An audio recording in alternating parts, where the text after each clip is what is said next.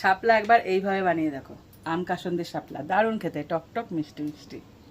আজকে একটা তোমাদের সাথে দারুণ শাপলা রেসিপি শেয়ার করব।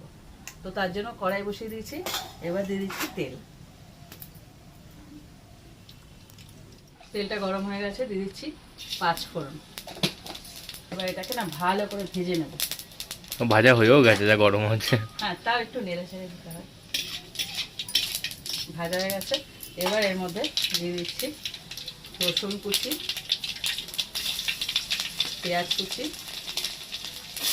আর কাঁচা লঙ্কা চেরা একসাথে। তো এটাকে একটু হালকা করে ভেজে নেব। পেঁয়াজ রসুন সব ভাজা হয়ে গেছে, এবার দিয়ে দিচ্ছি আদা।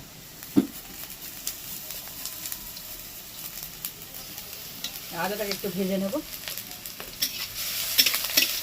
হালকা ভেজে নিয়ে এর মধ্যে দিয়েছি শাপলাগুলোকে সুন্দর করে একদম পরিষ্কার করে ধুয়ে নিয়েছি।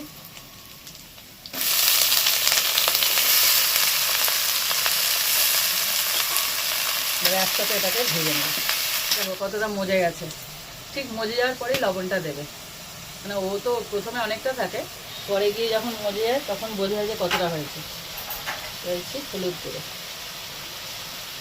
একদম অল্প, লঙ্কার গুঁড়ো একদম অল্প। এইবার দেব, এটা তোমরা কেনা ব্যবহার করতে পারো, আমার ঘরে বানানো আম কাসন্দি।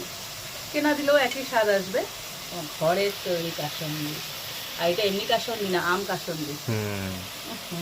যেই খুলেছি কি সুন্দর গন্ধ বেরিয়েছে। এইবার এটাকে ভালো করে কষিয়ে নেব, সাথে সাথে কি সুন্দর ফ্লেভার বেরিয়েছে। দেখো সমস্ত কষানো হয়ে গেছে, এবার দিয়ে দেবো চিনি।